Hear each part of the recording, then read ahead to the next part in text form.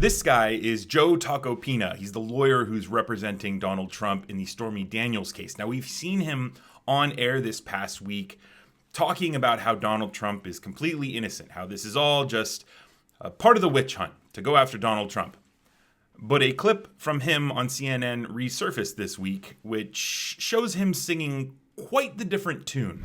Once that net is out, once the microscope is on you, everything is fair game.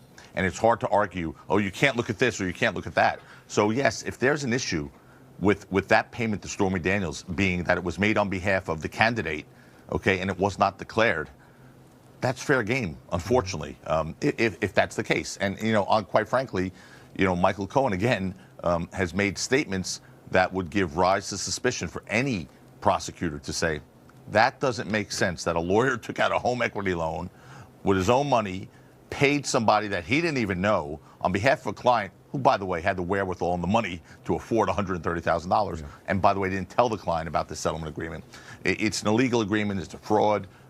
If that's, in fact, the case, and pass the straight face test. And quite frankly, if that is what happened, we have a potential campaign finance issue. Tacopina there explaining how he believed Michael Cohen, how Donald Trump's story doesn't make any sense, and it sounds like Donald Trump was involved in an illegal agreement and fraud, but oh, how the story changes once you're employed by Donald Trump. Here's an interview of Tacopina on Fox News. President Trump has denied from day one having an affair with this woman. What he is an extortion victim. And by the way, it's regardless of whether he did or didn't. He says he didn't. I believe him, and the evidence, I think, is very powerful that he never had an affair with her.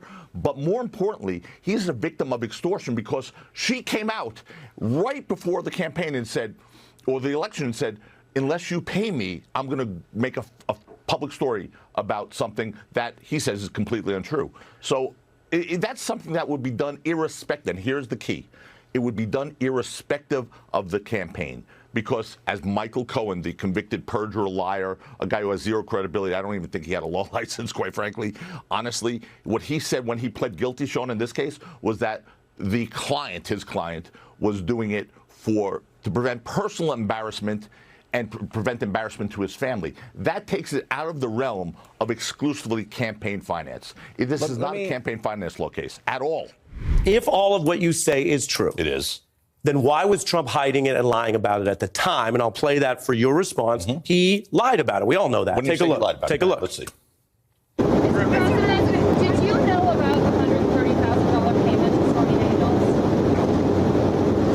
Then why did Michael Cohen make this if there was no truth or allegation? Well, you have to ask Michael Cohen. Michael's my attorney, and you'll have to ask Michael. Ari, that's what you're going to consider a lie. A lie to me is something material under oath in a proceeding. Well, I didn't say perjury. I said a lie. Yeah, but that's not a lie. That's not a lie? Here's why it's not a lie. That's not a lie? Here's why it's not a lie. Did you know about this? Let me answer. Did you know about this? No, I don't. No, we don't need that. Here's why it's not a lie. Yeah. Because it was a confidential settlement. So if he acknowledged that, he would be violating the confidential settlement. So is it the truth? Of course it's not the truth. Was he supposed to tell the truth? He would be in violation of the agreement if he told the truth. So by him doing that, he was abiding by not only his rights, but Stormy Daniels' rights. It seems like we're drawing some blood here because you're having a strong reaction. He did lie about it, and in a confidential settlement, you can easily say, no comment, or I'm not getting into it. He says, and the reason why I look at this, he says, no, I didn't know about it. But he did know about it, didn't he? But here's the thing. I don't know the timing of that video. I really don't. And I'm not trying to play games with you. April 2018. Yeah, but I don't know the timing of that video in relation to the timing of the other video where he was speaking to Michael Cohen. What was the date of that other video? Do you know? Yeah. We have the Cohen recording.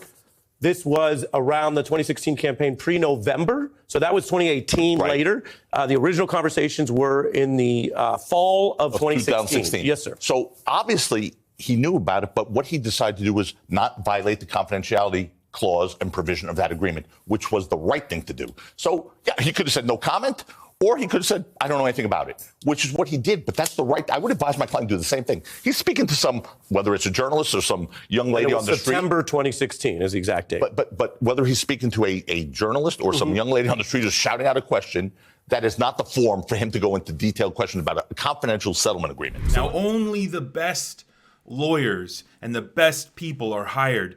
by Donald Trump, the ones who are willing to sell their soul, sell their integrity, all because they're getting a payday and they're trying to get their name out there. I don't know if, Donald Trump is just terrible at vetting, because of course, obviously he is, right? He's lazy. The people he employs are lazy.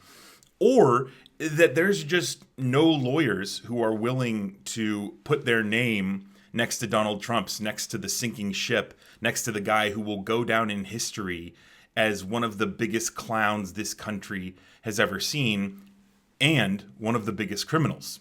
So anytime you hear these Republicans talking about how, oh, this just isn't a big deal, or I don't care about the hush money payment, or, oh, this is all just a big witch hunt, all we have to do is just play them Trump's lawyers' own words back from 2018.